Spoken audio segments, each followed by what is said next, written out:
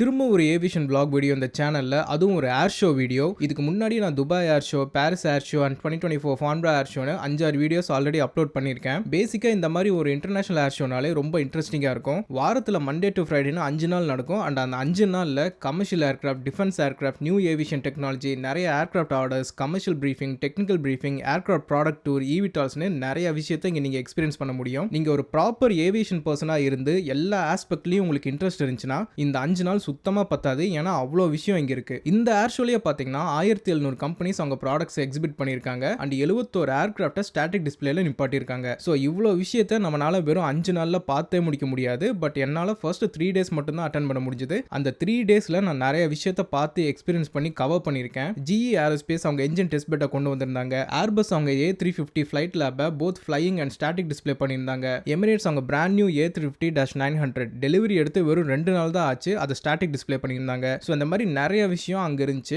அது எல்லாத்தையும் நான் முடிஞ்ச அளவு டீட்டெயில்டாக கவர் பண்ணியிருக்கேன். ஸோ ஒவ்வொரு விஷயமா இந்த வீடியோவில் நான் காட்டும்போது அது என்னன்னு நான் உங்களுக்கு எக்ஸ்பிளைன் பண்ணுறேன். பட் அதுக்கு முன்னாடி இந்த சேனலுக்கு இப்போ தான் ஃபர்ஸ்ட் டைம் வரீங்கன்னா இங்கே கமர்ஷியல் ஏவியேஷன் பற்றின நியூஸ், அப்டேட்ஸ், vlogsன்னு நிறைய வீடியோஸ் அப்லோட் பண்ணியிருக்கேன். ஏவியேஷனில் பைலட்ஸ் அண்ட் கேபின் க்ரூவை தவிர நிறைய இன்ட்ரெஸ்டிங்கான விஷயம்லாம் இருக்குது. ஸோ அதெல்லாம் நீங்கள் தமிழில் லேர்ன் பண்ணணும்னு நினச்சிங்கன்னா சேனலில் ஏகப்பட்ட வீடியோஸ் இருக்குது, செக் பண்ணி பாருங்கள். So most of the international air shows பார்த்தீங்கன்னா 2 வருஷத்துக்கு ஒருக்கா தான் நடக்கும். அண்ட் இந்த ஃபான்பரா ஏர் ஷோ லாஸ்ட்டாக 2024 நடந்துச்சு. அதை கம்பேர் பண்ணும்போது இந்த டைம் கூட்டம் கொஞ்சம் கம்மியாக தான் இருந்துச்சு. பிகாஸ் இந்த மிடில் ஈஸ்ட்டில் போயிட்டு இருக்க பிரச்சனை வந்து நிறைய பிஸ்னஸை பெருசாக அஃபெக்ட் பண்ணியிருக்கு. ஸோ அதனாலேயே நிறைய கம்பெனிஸ் இங்கே எக்ஸிபிட் பண்ணலை. இது இல்லாமல் நவம்பரில் வேர்ல்ட் ட்ராவல் மார்க்கெட் வேறு இருக்குது. அது எந்த அளவுக்கு காற்று வாங்க போகுதுன்னு தெரில. ஓகே, வென்யூக்குள்ளே போன உடனே ஃபியூச்சரிஸ்டிக்காக டிஜிட்டல் பில்லர்ஸ் எல்லாம் வச்சு ஒரு பிளேஸ் இருந்துச்சு. நீங்கள் என்னோட ப்ரீவியஸ் ஃபான்பரா வீடியோ பார்த்துருந்தீங்கன்னா இந்த இடத்துல தான் கத்தார் ஏர்வேஸ் ஒரு பெரிய செட்டப் வச்சு அவங்க Q seat next gen unveil பண்ணாங்க. இந்த டைம் அவங்க வர மாதிரி தான் நியூஸ் எல்லாம் ரிலீஸ் பண்ணாங்க. இன்ஃபேக்ட் அந்த FIFA லிவரி பெயிண்ட் பண்ண போயிங் 777 பாரிஸ் ஏர் ஷோ வீடியோல கூட காட்டியிருப்பேன். ஸோ அந்த ஏர்கிராஃப்டும் கத்தார் எக்ஸிக்யூட்டிவோட Gulfstream G700 business jet இந்த 2 ஏர்கிராஃப்டையும் டிஸ்பிளே பண்றதா பிளான்ஸ் இருந்துச்சு. பட் அன்பார்ச்சுனேட்லி கத்தாரோட எமிர், அதாவது கத்தார் நாட்டோட ரூலர் இறந்துட்டனால லாஸ்ட் மினிட்ல எல்லாத்தையுமே கேன்சல் பண்ணிட்டாங்க. வென்யூ உள்ள பாத்தீங்கன்னா ஆயிரக்கணக்கான கம்பெனிஸ் அவங்க ப்ராடக்ட்ஸை டிஸ்பிளே பண்ணியிருந்தாங்க. பட் அது எல்லாத்தையும் பொறுமையா பாத்துக்கலாம்னு சொல்லிட்டு நான் வெளியே ஸ்டாட்டிக் டிஸ்பிளேக்கு போயிட்டேன். அண்ட் வெளியே போன உடனே நான் பார்த்த ஃபர்ஸ்ட் விஷயம் என்னன்னா GE ஏரோஸ்பேஸோட Sun 47 ஏர்கிராஃப்ட் அவ்வளோ பெருசா நின்றுட்டு இருந்துச்சு. அண்ட் இதுதான் நான் ஃபர்ஸ்ட் டைம் ஒரு Sun 47 இவ்வளோ க்ளோஸா பார்க்கறது. ஆக்சுவலா இது வந்து ஒரு பேசஞ்சர் ஏர்கிராஃப்ட் கிடையாது, இது ஃப்ளையிங் டெஸ்ட் பெட்னு சொல்லுவாங்க. இப்போ என்ஜின் மேனுஃபேக்சரர்ஸ் எல்லாரும் ஒரு என்ஜினை ப்ரொடியூஸ் பண்ணும்போது அது மிட் ஏர்ல எவ்வளோ சேஃப் அண்ட் ரிலையபிளா பெர்ஃபார்ம் பண்ணுதுன்றதை அனலைஸ் பண்றதுக்காக இந்த மாதிரி ஒரு heavily modified Sun 47 R A340 தான் அந்த என்ஜினை ஃபிட் பண்ணி டெஸ்ட் பண்ணுவாங்க. அதனால தான் இதை ஃப்ளையிங் டெஸ்ட் பெட்னு சொல்றாங்க. முக்கியமா இப்போ நம்ம பார்த்துட்டு இருக்க இந்த Sun 47 தான் GE9X the most powerful commercial jet engine 777Xக்காக டெடிகேட்டடா மேனுஃபேக்சர் பண்ணது. சோ அந்த என்ஜினை டெஸ்ட் பண்றதுக்கு இந்த ஏர்கிராஃப்ட் தான் யூஸ் பண்ணிருக்காங்க. GE9X மட்டும் கிடையாது, CFM LEAP engine, A320 family, 737 family and Comac C919 எல்லாம் இந்த என்ஜினை தான் யூஸ் பண்றாங்க. சோ அத கூட இந்த ஏர்கிராஃப்ட்ல தான் ஃபிட் பண்ணி டெஸ்ட் பண்ணிருக்காங்க. ஆல்சோ ஃபியூச்சர்ல ஓபன் ஃபன் டெக்னாலஜின்னு ஒரு பழைய காலத்து என்ஜின் மாடலை CFM ரீபூட் பண்ணிட்டு இருக்காங்க. அதை பத்தி நான் ஆல்ரெடி ஒரு வீடியோ போட்டிருக்கேன், பார்க்கலனா செக் பண்ணி பாருங்க. சோ அந்த என்ஜினை கூட பாசிபிளி இந்த ஏர்கிராஃப்ட்டை யூஸ் பண்ணி தான் டெஸ்ட் பண்ண போறாங்க. GE ஏரோஸ்பேஸோட காம்படிட்டரான ரோல்ஸ் ராய்ஸ் கிட்டயும் இந்த மாதிரி ஒரு Sun 47 இருந்துச்சு. அதை ரீசெண்டா தான் ரிட்டையர் பண்ணாங்க. அதை பத்தி நான் ஒரு டீடைல் வீடியோ போட்டிருக்கேன். அதுல கொஞ்சம் எக்ஸ்ட்ராவா நிறைய இன்ஃபர்மேஷன் சொல்லியிருப்பேன். ஸோ உங்களுக்கு இந்த டெஸ்ட் பெட் பத்தி தெரிஞ்சுக்கணும்னு நினைச்சீங்கன்னா அந்த வீடியோவை செக் பண்ணி பாருங்க, ரொம்பவே இன்ட்ரெஸ்டிங்கா இருக்கும். ஸோ இங்க டிஸ்பிளே பண்ணியிருக்க இந்த பர்டிகுலர் Sun 47 பாத்தீங்கன்னா 1994ல ஜப்பான் ஏர்லைன்ஸ் தான் ஃபர்ஸ்ட் டெலிவரி எடுத்தாங்க. தென் அங்க ஒரு 16 வருஷம் சர்வ் பண்ணதுக்கு அப்புறம் 2010ல இதை ஜெனரல் எலக்ட்ரிக் அக்வயர் பண்ணி ஒரு டெஸ்ட் பெட்டா கன்வெர்ட் பண்ணிட்டாங்க. உள்ள இன்டீரியர்ஸ் எல்லாத்தையும் ரிமூவ் பண்ணி டெஸ்டிங் அண்ட் அனாலிசிஸ்க்கு தேவையான கம்ப்யூட்டர்ஸை மட்டும் தான் இப்போ உள்ள வச்சிருக்காங்க. பட் ஸ்டில் சில ஜாப்பனீஸ் ரைட்டிங்ஸ் எல்லாம் அங்கங்க உள்ள பார்க்க முடியும்.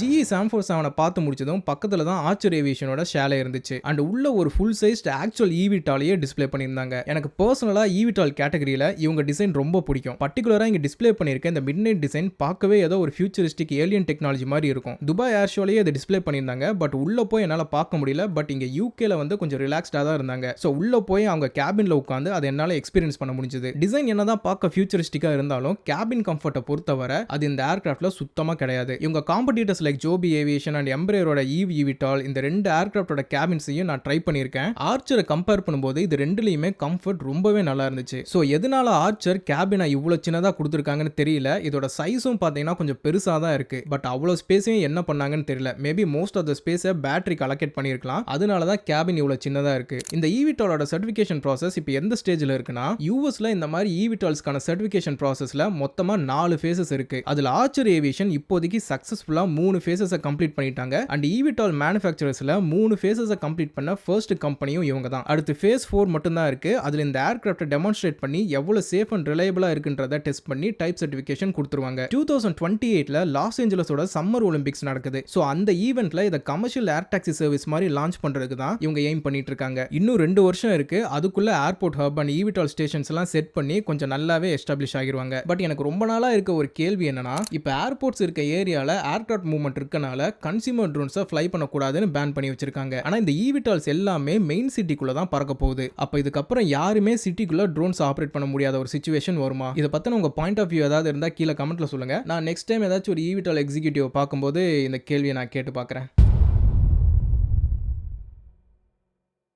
ஆர்ச்சர் ஏவியேஷனை பார்த்து முடிச்சுட்டு வெளியே வந்ததும் பக்கத்தில் தான் போயிங்கோட ஷேலே இருந்துச்சு. அதுக்குள்ள 777Xோட cabin markup, economy and business கிளாஸோட seat models, cabin window and overhead bin இந்த மாதிரி ஒரு ஃபுல் செட்டப் வச்சிருந்தாங்க. உள்ளுக்குள்ள இது மட்டும் இல்லாமல் பீப்புளை அட்ராக்ட் பண்ணுறதுக்காக நிறைய இன்ட்ரெஸ்டிங்கான விஷயம்லாம் இருந்துச்சு. நாங்கள் அதை அப்படியே சுற்றி பார்த்துட்டு இருக்கும்போது 777X ப்ரோக்ராமோட ஒரு எக்ஸிக்யூட்டிவ், அதாவது இந்த கேபினை மார்க்கெட் பண்ணுறதுக்கு மட்டுமே ஒரு தனி எக்ஸிக்யூட்டிவ் இருப்பாங்க. ஸோ அவங்க வந்து இந்த கேபினில் என்ன மாதிரி சேஞ்சஸ் எல்லாம் கொண்டு வந்திருக்காங்க, இந்த லைட்டிங் எல்லாம் எப்படி கஸ்டமைஸ் பண்ணி அவுட் சைட் ஆம்பியன்ஸ்க்கு ஏற்ற மாதிரி சேஞ்ச் பண்ணிக்கலாம், இந்த மாதிரி 777 கேபின் பத்தி ஒரு ஃபுல் ஓவர்வியூ 15 நிமிஷம் கிட்ட எக்ஸ்பிளைன் பண்ணாங்க. சோ அத உட்கார்ந்து நாங்க பார்த்துட்டு இருந்தோம்.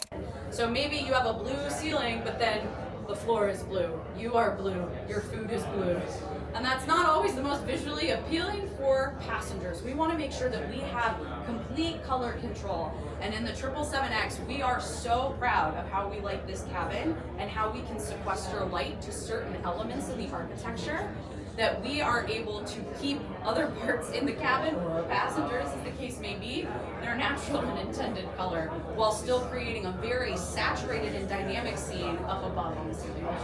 அவங்க சொன்ன ஒரு இன்ட்ரெஸ்டிங்கான விஷயம் என்னன்னா, போயிங் 777Xோட கேபின் விண்டோ சைஸ் A350யோட விண்டோ சைஸை விட பெருசு, ஆனால் 787 விட சின்னது. எனக்கு அப்போ வரைக்கும் அது தெரியாது. அவங்க அப்படியே ஒவ்வொன்றா ரிவீல் பண்ணிட்டே வராங்க. கமர்ஷியல் ஏர்லைனர்ஸில் 787 விண்டோ சைஸ் தான் இருக்கிறதுலே largest, 10.7 inches width and 18.4 inches height. So போயிங்கோட மீடியா பிரீஃபிங் முடிஞ்சதுக்கு அப்புறம் ஏர்பஸோட மீடியா டூருக்கு டைம் ஆச்சுன்னு அதுக்கு கிளம்பிட்டோம். So we've got 45 minutes until 3:45, and then we have to be off the static. So what we'd like to try and do is split you into 3 groups. And you'll get a chance to see all the aircraft, but we'll rotate through. So I can take a group to A400M if whoever wants to start there. A400M. You want to join me? அது நம்ம already பார்த்தாச்சு. 400. நான் துபாயில பார்த்தேன். நீ பார்க்கணுமா? இது military aircraft. Airbus இந்த டைம் மொத்தமாக 4 ஏர்கிராஃப்டை கொண்டு வந்திருந்தாங்க. அதில் ஒரு ஏர்கிராஃப்டை ஃப்ளைங் டிஸ்பிளே பண்ணியிருந்தாங்க. இந்த 4 ஏர்கிராஃப்டில் 3 ஏர்கிராஃப்டை இவங்க லாஸ்ட் மினிட்ல தான் கொண்டு வந்திருந்தாங்க. பேசிக்காக என்கிட்ட மீடியா பாஸ் இருக்கனால என்னென்ன ஏர்கிராஃப்ட்லாம் வருது அண்ட் இண்டஸ்ட்ரியிலேருந்து யாரெல்லாம் அட்டன் பண்ணுறாங்கன்னு எனக்கு ஃப்ரீக்வெண்ட்டாக வாட்ஸ்அப் அண்ட் இமெயிலில் அப்டேட் பண்ணிகிட்டே இருப்பாங்க. அதில் கடைசி வரைக்கும் இந்த ஏர்பஸ் ஏர்கிராஃப்ட் பற்றி சொல்லவே இல்லை. பிகாஸ் இந்த ஏர்கிராஃப்ட்லாம் வருமா வராதுன்னு அவங்களுக்கே ஒரு டவுட் இருந்துச்சு. பட் கடைசியில் கொண்டு வந்துட்டாங்க. ஸோ ஏர்பஸோட டூரில் ஃபர்ஸ்ட் நம்ம பார்க்க போகிறது யுனைடெட் ஏர்லைன்ஸோட A321 XLR. ஆல்சோ அவங்க ஃப்ளீட்டில் ஃபர்ஸ்ட்டாக ஜாயின் பண்ணியிருக்க A321 XLR இதுதான். அவங்க பழைய ஏர்கிராஃப்டான போயிங் 757 ரிப்ளேஸ் பண்ணுறதுக்காக 2019ல் 50 A321 XLRக்கு ஆர்டர்ஸ் பிளேஸ் பண்ணாங்க. அதில் ஃபர்ஸ்ட் ஏர்கிராஃப்டை இப்போ தான் டெலிவரி எடுத்து இங்கே கொண்டு வந்து நிப்பாட்டியிருக்காங்க. A321 XLR பற்றி தெரியாதவங்களுக்கு இது ஒரு சிங்கிள் அயர் லாங் ரேஞ்ச் ஏர்கிராஃப்ட். கண்டினியூஸாக எந்த ஒரு ஸ்டாப்பும் எடுக்காமல் 4700 நாட்டிக்கல் மைல்ஸ் வரைக்கும் பறக்க முடியும். அதை ஹவர்ஸ்க்கு கன்வெர்ட் பண்ணால் நான் ஸ்டாப்பாக 11 மணி நேரம் வரைக்கும் பறக்க முடியும். அது மட்டும் இல்லாமல் ஓல்டு ஜெனரேஷன் ஏர்கிராஃப்டை கம்பேர் பண்ணும்போது 30% வரைக்கும் ஃபியூல் கன்சம்ஷனை ரெடியூஸ் பண்ணுது. ஸோ லாங் ரேஞ்சும் இருக்கு, பெட்டர் ஃபியூல் எஃபிஷியன்சியும் இருக்கனால தான் நிறைய ஏர்லைன்ஸ் அவங்க ஓல்டர் சிங்கிள் அயல் ஏர்கிராஃப்டை இதை வச்சு ரிப்ளேஸ் பண்ணிட்டு இருக்காங்க. So you're among the first to step on board and see our new aircraft cabin interior. What you'll find inside is our approach to designing this aircraft is creating a wide body experience within a narrow body frame. On board you'll find 20 United Polaris business class seats designed specifically for narrow-body aircraft. All lie flat, all aisle access. All right, as I was saying, 20 United Polaris business class seats, all aisle access, all lie flat. 16 United Premium Plus Premium Economy seats, and then 114 United Economy seats. This is also, I mentioned the Premium Economy, this is our first narrow-body aircraft that has a dedicated Premium Economy section. So I'm delighted to welcome you on board. If you have any questions, please let me know. Thank you.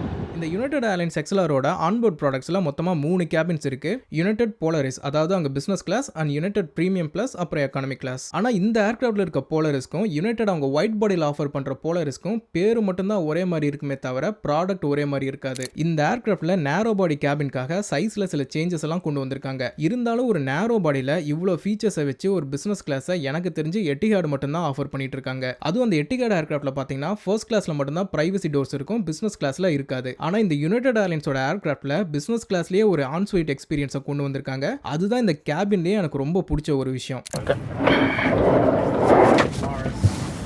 டோருக்கு இங்கே வச்சுருக்காங்க. இது table கொடுத்தா இங்கே ஒரு liver மாதிரி கொடுத்து வச்சுருக்காங்க.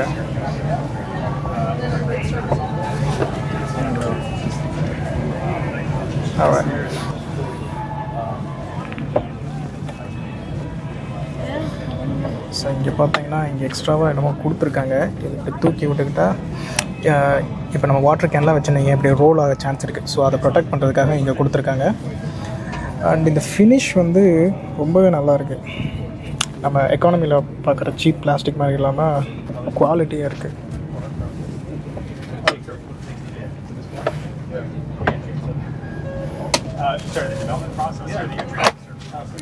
Alright, the seat controls வந்து இங்கே கொடுத்துருக்காங்க.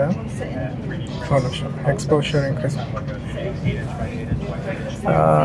Light control. Okay, different light இங்கே இருக்குது. இப்போ வந்து இந்த இதை நான் ஆக்டிவேட் பண்ணியிருக்கேன்னா செகண்ட் வந்து எந்த இடத்துல காட்டுதுன்னு தெரில. இதுவா மஞ்சள் கலர் கொடுப்போம்.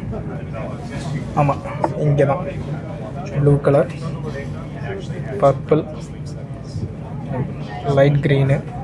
லைட் க்ரீன் உங்களுக்கு தெரியாது, ப்ளூ கலரை வச்சிட்றேன்.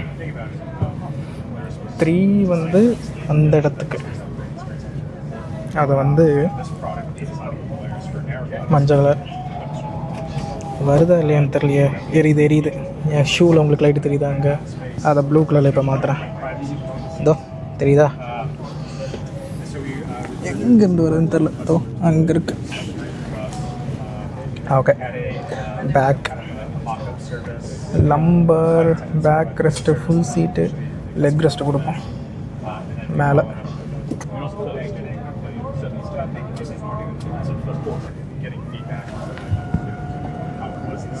மோட்டரைஸ்டு.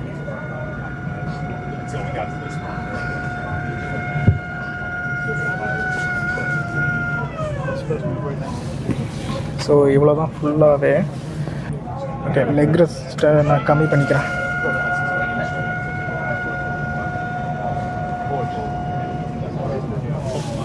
நல்லாயிருக்கு.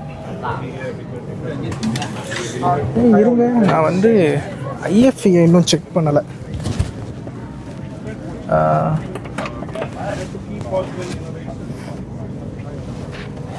ஸோ இந்த பட்டன் அமுத்தினோம்னா ஐஎஃப்ஐ வெளியே வருது. ஸ்க்ரீன் ரெஸ்பான்ஸ் ரேட் எப்போ இருக்குன்னு பார்ப்போமா? கொஞ்சம் நல்லாவே இருக்குது. ப்ரௌஸ் ஆல் மூவி கலெக்ஷன் எப்போ இருக்குன்னு பார்க்கலாம் யுனைட்டடில். ஏன்னா இது வரைக்கும் எந்த அமெரிக்கன் கேரியர்ஸையும் நான் போனது கிடையாது. ஸோ இதில் எப்போ இருக்குன்னு பார்க்கலாம்.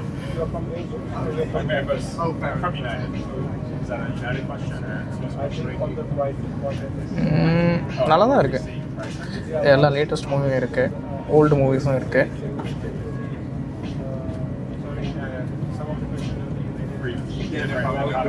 போயிட்டே இருக்கு. இங்கே பாருங்கள், இத்தனூன் இருக்கா இங்கே.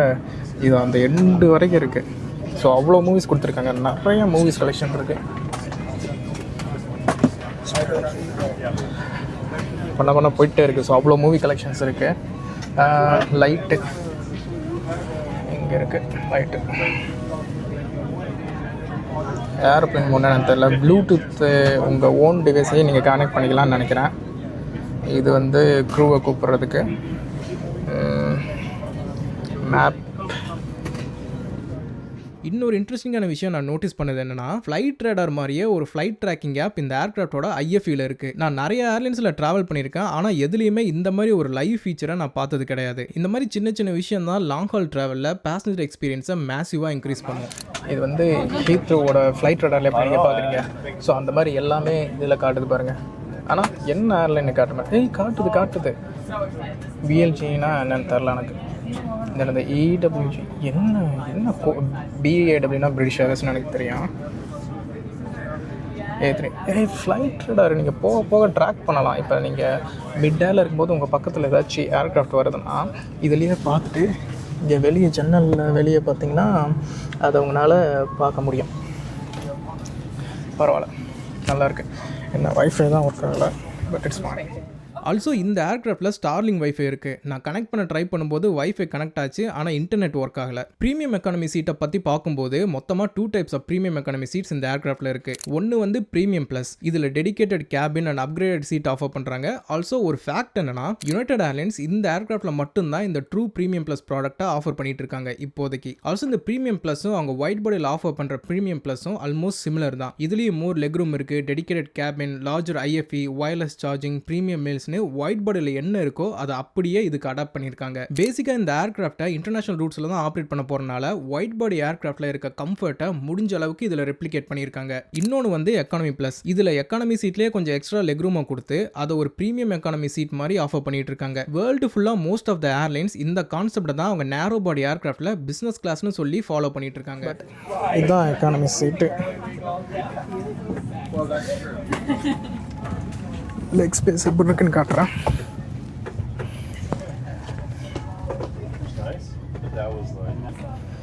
லெக் ஸ்பேஸ் ரொம்பவே நல்லா இருக்கு. முக்கியமாக charging port, screen, get started, இதுலேயும் நல்லாவே ரெஸ்பான்சிவாக இருக்குது. ஓகே.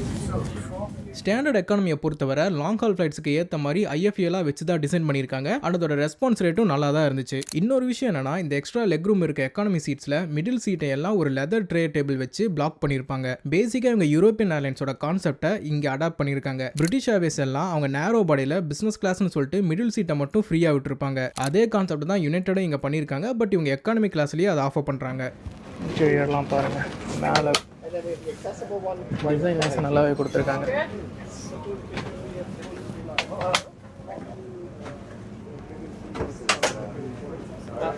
இந்த லைட்டிங்கும் பார்க்க நல்லா இருக்கு. இந்த கடைசி சீட்டு தான் பிரச்சனை, ஏன்னா அவங்களால பின்னாடி சாயவே முடியாது. ஸோ கொஞ்சம் கடுப்பு தான். ஸோ அதை காம்ப்ரமைஸ் பண்ணுறதுக்காக லெக் ஸ்பேஸ் அதிகமாக அவங்க கொடுப்பாங்கன்னு பார்த்தா அதுவும் இல்லை. அன்ஃபார்ச்சுனேட்லி என்னால் ப்ரீமியம் எக்கானமி அண்ட் எக்கானமி கிளாஸை டீட்டெயில்டாக கவர் பண்ண முடியல. பிகாஸ் நான் பிஸ்னஸ் கிளாஸ் கேபினில் அதிக டைம் ஸ்பெண்ட் பண்ணிட்டனால ப்ரீஃபாக மட்டும் கவர் பண்ணிட்டு அடுத்த ஏர்கிராஃப்ட்டுக்கு போயிட்டேன். அடுத்து நம்ம பார்க்க போகிற ஏர்கிராஃப்ட் வந்து எமிரேட்ஸோட A350-900. இந்த ஒரு பர்டிகுலர் ஏர்கிராஃப்டில் என்ன ஸ்பெஷாலிட்டினா, இது ஒரு பிராண்ட் நியூ ஏர்கிராஃப்ட். இதை 18ஆம் தேதி தான் டெலிவரி எடுத்திருக்காங்க. அதை அப்படியே கொண்டு வந்து ஃபான்பரா ஏர் ஷோவில் நிப்பாட்டிட்டாங்க. இது மட்டும் இல்லாமல் எக்கானமி கிளாஸில் வேற ஒரு சேஞ்சையும் இவங்க இந்த ஏர்கிராஃப்டில் கொண்டு வந்திருக்காங்க. அது என்னன்னு நான் உள்ளே போய் காட்டுறேன். எமிரேட்ஸோட A350ல மொத்தமாக 32 பிஸ்னஸ் கிளாஸ் சீட்ஸ் 1-to-1 கான்ஃபிகரேஷனில் ஃபீச்சர் பண்ணியிருக்காங்க. ஸோ எல்லா சீட்ஸுக்குமே அயல் ஆக்சஸ் இருக்கு. ஆனால் எமிரேட்ஸோட பிஸ்னஸ் கிளாஸ்ல எனக்கு பாதரிங்காக இருக்க ஒரு விஷயம் என்னன்னா, இதில் பிரைவசி டோர்ஸே கிடையாது. இவங்க ஃபர்ஸ்ட் கிளாஸ்ல மட்டும்தான் அந்த டோரை நீங்கள் பார்க்க முடியும். ஆனால் மற்ற ஏஷியன், மிடில் ஈஸ்டர்ன், ஏன் யூரோப்பியன் ஏர்லைன்ஸே அவங்க பிஸ்னஸ் கிளாஸ்ல பிரைவசி டோர்ஸ் எல்லாம் கொண்டு வந்துட்டாங்க. ஆனால் இவங்க இன்னும் அந்த பழைய டிசைனை அப்படியே ஃபாலோ பண்ணிட்டு இருக்காங்க. இதை சேஞ்ச் பண்ணுவாங்களான்னு பார்க்கும்போது இப்போதான் எமிரேட்ஸ் எல்லா ஏர்கிராஃப்டையும் ரெட்ரோஃபிட் பண்ணிட்டு இருக்காங்க. ஸோ இந்த டிசைனை சேஞ்ச் பண்ணுறதுக்கு இன்னும் பல வருஷம் ஆகும் போல. நம்ம நோட்டீஸ் பண்ணது என்னன்னா, இங்கே பார்த்தீங்கன்னா சீலிங் இங்கே இருக்கா. ஸோ இங்கே இருக்க பேசஞ்சருக்கு அந்த ஏர் வெண்ட் வந்து இங்கே இருக்கா. ஆனால் இந்த மிடில் ஆயலில் பார்த்தீங்கன்னா அந்த சீலிங் வந்து ரொம்ப டாப்பில் இருக்குது. ஸோ அப்போ எங்கே அந்த ஏர் வெண்ட் இருக்குன்னு பார்க்கும்போது இங்கே கொடுத்துருக்காங்க. டைரெக்டாக உங்களுக்கு சீட்டுக்கு நேராகவே இருக்குது. தலைக்கு மேலே இருந்து வர்றதுக்கு இது கொஞ்சம் இப்படி ஃப்ரண்ட் டைரெக்ஷன்லேருந்து வந்தால் ரொம்பவே நல்லாயிருக்கும். கார்லெல்லாம் இருக்கும்ல அந்த மாதிரி. அந்த எக்கானமியோ ப்ரீமியம் எக்கானமி அங்கே தான் இப்போ டிஸ்பிளே ட்ரை பண்ணும்போது அது அவ்வளோ ரெஸ்பான்சிவாக இல்லை. ப்ரீமியம் எக்கானமின்னு நினைக்கிறேன். பட் இந்த ஐபேடுன்னு நினைக்கிறேன் இது கொஞ்சம் நல்லா இருக்குது. அண்ட் இதில் எப்படி இருக்குன்னு பார்ப்போம். ஸ்மூத்தாக இருக்குது.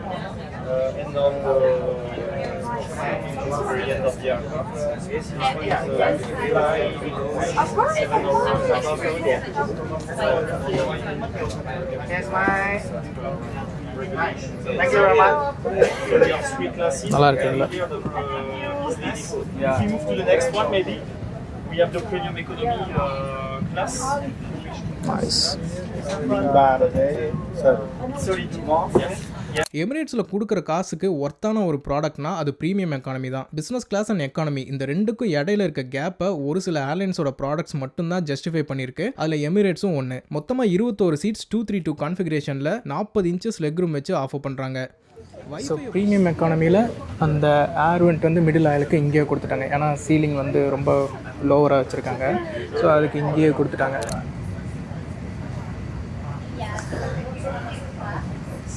ரெஸ்பான்ஸ் ரேட்டு கொஞ்சம் தடுமாறுது. You are probably the first customer to ask me for water on this aircraft. You're welcome. வைஃபையை பொறுத்தவரை எமிரேட்ஸ் அவங்க மற்ற ஃப்ளீட்டில் ஸ்டார்லிங்க் வச்சு ஆஃபர் பண்ணிட்டு இருக்காங்க. ஆனால் A350 ஃப்ளீட்டில் இன்னும் வயசாட் தான் இருக்குது. பட் என்னால் அதை ஆன்போர்டில் கனெக்ட் பண்ண முடியல. வைஃபை இதில் கிடைக்கிது. ஸோ எவ்வளோ ஃபாஸ்ட்டாக இருக்குன்னு பார்ப்போம். கனெக்ட் ஆகலான்னு நினைக்கிறேன். அன்ஃபார்ச்சுனேட்லி கனெக்ட் ஆகல. எக்கானமி சீட்ஸ் எல்லாமே பார்க்க ரொம்ப ஃப்ரெஷ்ஷாக இருந்துச்சு. ஐ மீன் இது புது ஏர்க்ராஃப்ட் தான். பட் ஸ்டில் அந்த டர்காய்ஸ் கலர் பேட்டர்ன் பார்க்கறதுக்கே ரெஃப்ரெஷிங்காக இருந்துச்சு. ஆனால் இந்த எக்கானமி கிளாஸில் ஒரு சேஞ்சை கொண்டு வந்திருக்காங்கன்னு நான் சொன்னேன். அது ஆல்ரெடி நீங்கள் நோட்டீஸ் பண்ணிட்டீங்களான்னு தெரில. அப்படி இல்லைனா இந்த சீட்ஸோட ஹெட் ரெஸ்ட்டை நல்லா கவனிச்சு பாருங்க. இது நார்மல் ஹெட் ரெஸ்ட் மாதிரி இல்லாமல் அதை கீழே இழுத்து விட்டு உங்கள் தலையை சாய்ச்சிக்கலாம். இது என்னதான் ஆன்போர்டில் கம்ஃபர்ட்டை கொடுத்தாலும் எமிரேட்ஸ் ஒவ்வொரு ஃப்ளைட்டுக்கு அப்புறமும் இதை நல்லா சானிடைஸ் பண்ணி க்ளீன் பண்ணுவாங்கன்னு நம்புறேன். பிகாஸ் இது டேரெக்டாக உங்கள் ஸ்கின்ல, அதுவும் நம்ம வாய்க்கிட்ட எல்லாம் டேரெக்டாக டச் ஆகிறனால பாடி ஃப்ளூயிட் அடுத்த ஃப்ளைட்டில் வரவங்களுக்கு டிரான்ஸ்மிட் ஆக சான்ஸ் இருக்கு. ஸோ இதையெல்லாம் நல்லா சானிடைஸ் பண்ணி க்ளீன் பண்ணாமல் விட்டாங்கன்னா ஏதாச்சும் டிசீஸ் ஆர் ஸ்கின் அலர்ஜிஸ் வர சான்ஸ் இருக்கு. இது பேசஞ்சர் எக்ஸ்பீரியன்ஸை இம்ப்ரூவ் பண்ணக்கூடிய இன்னோவேட்டிவான கான்செப்ட் தான். பட் இன்னோவேட்டிவாக மெயின்டைன் பண்ணுறதும் டிசாஸ்டர் ஆக்குறதும் கிரவுண்டில் இருக்க கிளீனிங் டீம் கையில் தான் இருக்கு. எமிரேட்ஸோட ஏர்பஸ் டூரை கம்ப்ளீட் பண்ணதும் மூணாவதாக இருந்த ஏர்பஸ் ஏர்க்ராஃப்ட் தான் ராயல் ஏர்ஃபோர்ஸோட ஏர்பஸ் A400. இந்த ஏர்க்ராஃப்ட்டை நான் ஆல்ரெடி துபாய் ஏர் ஷோலேயே ஒரு காமான என்விரான்மெண்ட்டில் டூர் பண்ணியிருப்பேன். இங்கே ரொம்ப கூட்டமாக இருந்தனால எனக்கு உள்ளே போய் பார்க்க இன்ட்ரெஸ்டே இல்லை. ஆல்சோ ஃப்ளைங் டிஸ்பிளே கரெக்டாக ஸ்டார்ட் பண்ணிட்டாங்க. ஸோ இதுவா அதுவான்னு பார்க்கும்போது ஃப்ளைங் டிஸ்பிளே பார்க்க நல்லா இருக்குன்னு சொல்லி அதுக்கு போயிட்டேன்.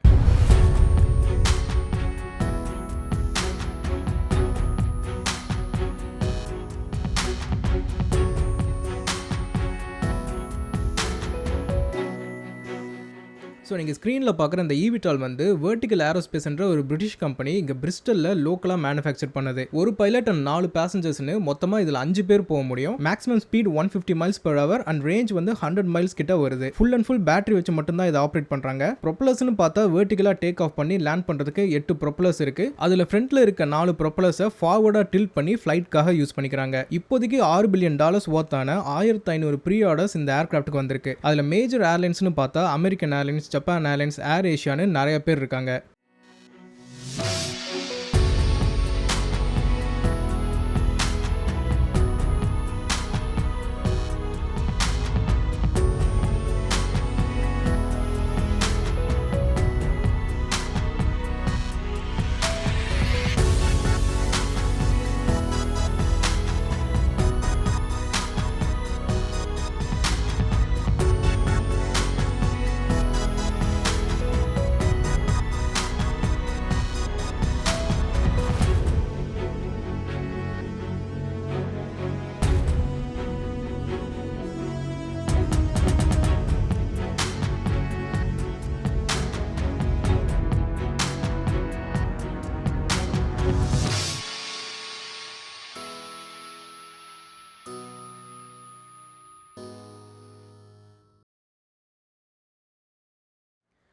ஃப்ளைங் டிஸ்பிளே எல்லாம் பார்த்து முடிச்சதுக்கப்புறம் ஈவினிங் எம்ப்ரேயரோட டூருக்கு டைம் ஆகிடுச்சு. எம்ப்ரேயர் மொத்தமாக 2 ஏர்கிராஃப்ட் அண்ட் ஒரு ஈவிட்டால டிஸ்பிளே பண்ணியிருந்தாங்க. அதில் நம்ம ஃபர்ஸ்ட் பார்க்க போகிறது போர்ட்டர் ஏர்லைன்ஸோட Embraer E195 E2 family aircraft. ஏன்னா நீங்கள் ஃபர்ஸ்ட்லேருந்தே ஃபாலோ பண்ணிட்டு வந்தீங்கன்னா எம்ப்ரேயரோட E2 ஃபேமிலி பற்றி நிறைய வீடியோஸில் நான் ரொம்ப பெருமையாக பேசியிருப்பேன். ஏன்னா எனக்கு பர்சனலாக எம்ப்ரேயர் கம்பெனி அண்ட் இந்த E2 ஃபேமிலி ஏர்கிராஃப்ட்டை ரொம்ப பிடிக்கும். பிகாஸ் இந்த ரீஜனல் ஜெட் அண்ட் ஸ்மால் நேரோ பாடி கேட்டகரியில் இதுதான் இப்போதைக்கு தி மோஸ்ட் அட்வான்ஸ்ட் ஏர்கிராஃப்ட். அது மட்டும் இல்லாமல் எனக்கு எம்ப்ரேயர் ரீஜனல் ஜெட்ஸில் பிடிச்ச ஒரு விஷயம் என்னன்னா ஏதோ உங்களுக்கு விண்டோ சீட் கிடைக்கும் இல்லைனா அயல் ஆக்சஸ் கிடைக்கும். இதில் மிடில் சீட்ன்ற கான்செப்டே கிடையாது. ஸோ இந்த போர்ட்டர் ஏர்லைன்ஸோட ஏர்கிராஃப்ட்லையும் அதே மாதிரி தான் 2-2 கான்ஃபிகரேஷனில் மொத்தமாக 132 சீட்ஸ் இருக்கு அண்ட் அதை 3 கேபினா டிவைட் பண்ணியிருக்காங்க. ஃபர்ஸ்ட் இருக்க 16 சீட்ஸ் வந்து போர்ட்டர் ரிசர்வ் 36 இன்ச்சஸ் லெக் ரூம் வச்சு சீட் ரொம்பவே கம்ஃபர்டபுளாக இருக்கும். அடுத்து இருக்க 20 சீட்ஸ் வந்து போர்ட்டர் கிளாசிக் ஸ்ட்ரெச். இதில் 34 இன்ச்சஸ் லெக் ரூம் வருது. ஆல்சோ எக்ஸிட் ரோவும் இந்த 20 சீட்ஸ்குள்ள தான் வருது. ஸோ அதை சூஸ் பண்ணுறவங்களுக்கு இன்னுமே அதிக லெக் ரூம் கிடைக்கும். அண்ட் மிச்சம் இருக்க 90 சீட்ஸை போர்ட்டர் கிளாசிக்னு சொல்லி 30 இன்ச்சஸ் லெக் ரூமோட தராங்க. 30 இன்ச்சஸ் என்னதான் புக்ஸில் பார்க்க கம்மியாக தெரிஞ்சாலும் அந்த சீட்ஸ் எல்லாமே உட்கார கொஞ்சம் கம்ஃபர்டபுளாக இருக்கனால அந்த 30 இன்ச்சஸ்ன்றது ப்ராக்டிக்கல் வேர்ல பாதரிங்காக தெரியல. ஸோ இதுதான் எமர்ஜென்சி எக்ஸிட் ஏரியா. இங்கே வந்து லெக் ரூம் ஆப்வியஸ்லி கொஞ்சம் பெருசாக தான் இருக்கும். ஸோ இங்கே வந்து இதுதான் லெக் ரூம்.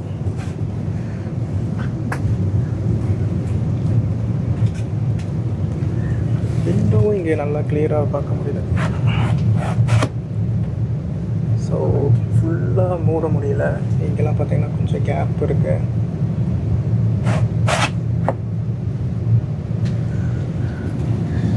ஓகே, போய் பின்னாடி கேலி செக் பண்ணலாம்.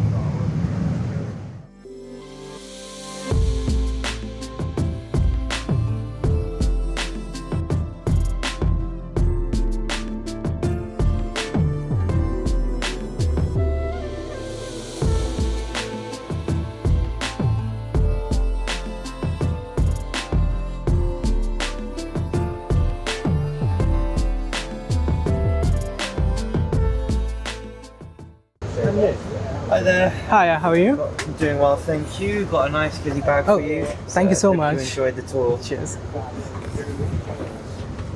Yeah, so the option with எனக்கு எம்ப்ரேயர் கிட்ட பிடிச்ச ஒரு விஷயம் என்னன்னா எப்போ அவங்க ஏர்கிராஃப்டை டூர் பண்ணாலும் வெறும் கையோட யாரையுமே அனுப்ப மாட்டாங்க. அதனாலேயே எல்லா கிரியேட்டர்ஸ்க்கும் அவங்கள ரொம்ப பிடிக்கும். ஆல்சோ அந்த கிஃப்ட்டு சும்மா கொடுக்கணும்னு இல்லாமல் ரொம்பவே குவாலிட்டியாக இருக்கும். ஸோ அவங்க எனக்கு கொடுத்த கிஃப்ட் பேக்குள்ளே என்ன இருந்துச்சுன்னு நான் ஆல்ரெடி ஒரு ஷார்ட்ஸ் மாதிரி போட்டிருக்கேன். அதை பார்க்கலன்னா கீழே லிங்க் இருக்கும், செக் பண்ணி பாருங்க.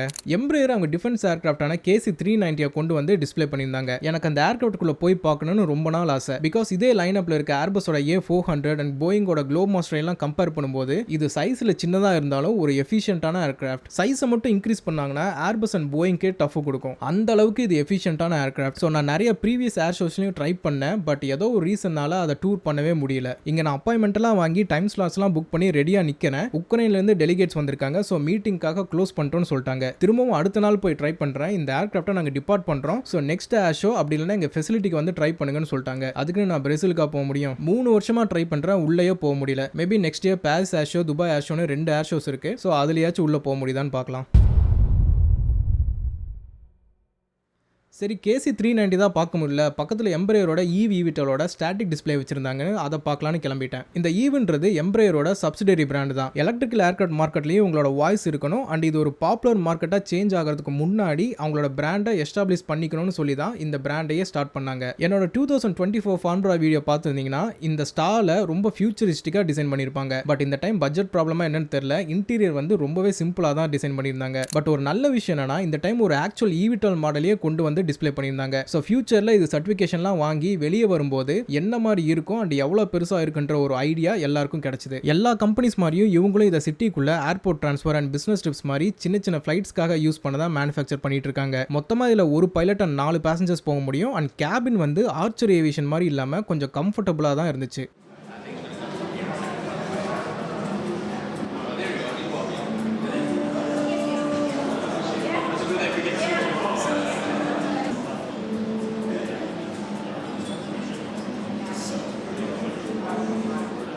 ரேஞ்ச் வந்து இதில் 100 கிலோமீட்டர்ஸ் வரைக்கும் தான் போக முடியும். வேறஸ் மற்ற ஈவிட்டல்ஸ் பார்த்தீங்கன்னா 160 200 கிலோமீட்டர்ஸ் வரைக்கும் போகுது. பட் அது மட்டும் இங்கே இஷ்யூ கிடையாது. இந்த ப்ராடக்ட் வந்து இன்னும் டெவலப்மெண்ட் ஸ்டேஜில் தான் இருக்கு. இப்போ தான் ஃபர்ஸ்ட் ப்ரோட்டோடைப்பையை எல்லா பக்கமும் டிஸ்ப்ளே பண்ணிட்டு இருக்காங்க. பட் இவங்க காம்படிட்டர்ஸ் எல்லாம் சர்டிஃபிகேஷன் ப்ராசஸோட ஃபைனல் ஸ்டேஜில் இருக்காங்க. பட் எம்ப்ரேயரும் 2028 தான் எய்ம் பண்ணிட்டு இருக்காங்க. ஸோ இன்னும் 2 வருஷத்தில் கமர்ஷியல் சர்வீஸை ஸ்டார்ட் பண்ண போறாங்கன்னா எவ்வளோ குயிக்காக சர்டிஃபிகேஷன் ப்ராசஸ் எல்லாம் கம்ப்ளீட் பண்ண முடியும்னு தெரியல. சர்டிஃபிகேஷன் மட்டும் இங்கே பிரச்சனை கிடையாது. இந்த ஈவிட்டால்ஸ்க்கான pilot training, landing ports, mass production, regulators கிட்ட இருந்து ரூல்ஸ் அண்ட் ரெகுலேஷன்ஸ் வரணும். இந்த மாதிரி நிறைய விஷயம் இருக்கு. ஸோ இன்னும் 2 வருஷத்தில் ஈவிட்டால் மார்க்கெட்டில் இவ்வளோ நியூ அப்டேட்ஸ் வரப்போகுதுன்னா அது கண்டிப்பாக ஒரு ட்ராமேட்டிக் சேஞ்சாக தான் இருக்கும்.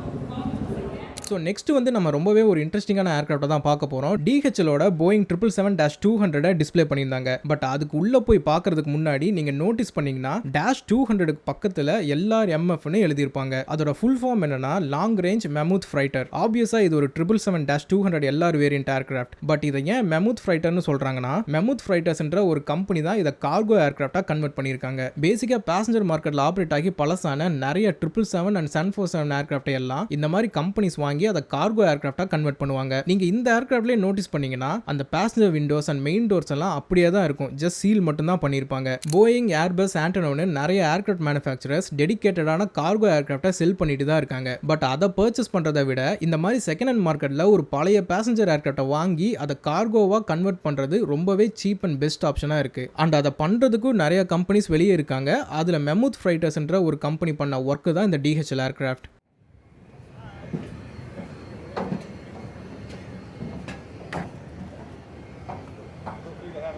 And take pictures. Hey, looking good there. Thank you.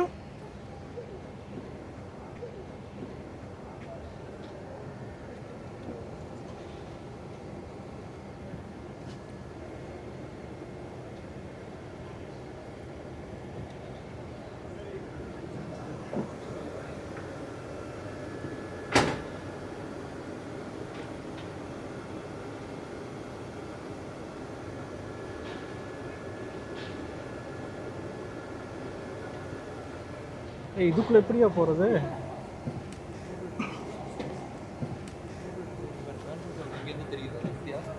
இதுக்குள்ள ஏர்க்ராஃப்டை போட் பண்ணது ஒரு சின்ன கேப்பை காமிச்சு இது வழியாக தான் நீங்கள் உள்ளே போகணும்னு சொல்லிட்டாங்க. அது கேமராவில் பார்க்க பெருசாக தெரிஞ்சாலும் அது ரொம்பவே சின்ன கேப்பு தான். பேசிக்காக இந்த கார்கோ ஏர்க்ராஃப்டில் எல்லாருமே பேக் மெயின் டோர் வழியாக தான் உள்ளே வருவாங்க. இந்த சின்ன கேப் வந்து ஜஸ்ட் காக்பிட்டை ஆக்சஸ் பண்ணுறதுக்காக வச்சிருக்காங்க. பட் நாங்கள் ஃப்ரண்ட்ல இருந்து போட் பண்ணனால வேற வழி இல்லாமல் இந்த வழியாக தான் போக வேண்டியதாக போச்சு. உள்ள கேபினை பொறுத்தவரை டோட்டலாக ரீடிசைன் பண்ணியிருக்காங்க. கார்கோ கண்டெய்னர்ஸை லோட் பண்ணுறதுக்கு ஏற்ற மாதிரி ஃப்ளோர்ஸ்ல எல்லாம் அந்த சின்ன சின்ன வீல்ஸ் மாதிரிலாம் செட் பண்ணியிருந்தாங்க. ஸோ அதுக்குள்ள கொஞ்சம் நேரம் சுற்றி பார்த்துட்டு இந்த ஷோவோட கடைசி ஏர்க்ராஃப்டான A350-1000 ஸ்டாட்டிக் டிஸ்பிளேவை பார்க்க போயிட்டோம்.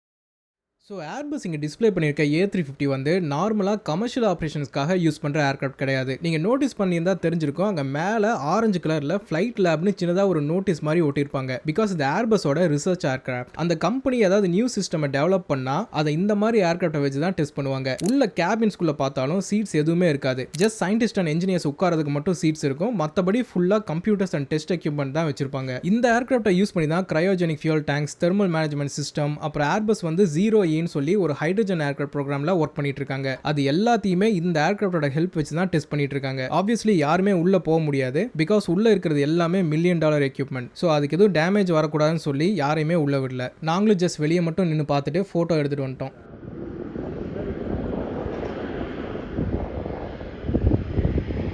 ஸோ இந்த வருஷம் ஃபான்பரா ஏர் ஷோவில் இதெல்லாம் தான் நான் பார்த்து எக்ஸ்பீரியன்ஸ் பண்ணது. பட் இது மட்டும் இல்லாமல் இன்னும் நிறைய விஷயம் like Leonardo helicopter, CFM develop பண்ணிட்டு இருக்க நியூ ஓப்பன் ஃபன் டெக்னாலஜி, அப்புறம் ஜீஸ்ன்ற கம்பெனியை நிறைய பேர் கேள்விப்பட்டிருப்பீங்க. கேமரா லென்ஸ் எல்லாம் மேனுஃபேக்சர் பண்ணுவாங்க. அவங்க வந்து ஒரு cockpit heads up display and transparent IFE manufacture பண்ணியிருக்காங்க. ஸோ அதுக்கு என்னை இன்வைட் பண்ணி ஒரு ப்ரீஃபிங் அண்ட் டெமோ மாதிரி பண்ணி காமிச்சாங்க. பட் அதெல்லாம் இன்க்ளூட் பண்ணால் வீடியோ இன்னும் லென்த்தாக போகும். ஆல்சோ உங்களுக்கு அந்த மாதிரி டாபிக்ஸ் எல்லாம் போர் அடிச்சிடும். ஸோ அதெல்லாம் கட் பண்ணிட்டு எதெல்லாம் இன்ட்ரெஸ்டிங்காக இருந்துச்சோ அதை மட்டும் தான் இன்க்ளூட் பண்ணியிருக்கேன். ஆல்சோ மற்ற ஏர் ஷோஸை கம்பேர் பண்ணும்போது இந்த டைம் ஏர்கிராஃப்ட் எல்லாம் கம்மியாக தான் டிஸ்பிளே பண்ணியிருந்தாங்க. அதில் நிறைய ஏர்கிராஃப்ட் லாஸ்ட் மினிட்ல ஒரு டவுட்ல தான் கொண்டு வந்திருந்தாங்க. ஸோ இதுதான் 2026 ஃபான்பரா இன்டர்நேஷனல் ஏர் ஷோவோட ஒரு பிரீஃப் கவரேஜ். இப்போ கொடுத்த எக்ஸ்பிளனேஷன்ல உங்களுக்கு ஏதாச்சும் கொஸ்டின்ஸ் டவுட் இருந்துச்சுன்னா கீழே கமெண்ட்ல சொல்லுங்க. அண்ட் இந்த மாதிரி இன்னும் நிறைய ஏவியேஷன் பத்தின நியூஸ், அப்டேட்ஸ் அண்ட் vlogsனு சேனல்ல வீடியோஸ் இருக்கு. அதையும் போய் செக் பண்ணி பாருங்க. நான் உங்களை இன்னொரு வீடியோல மீட் பண்றேன்.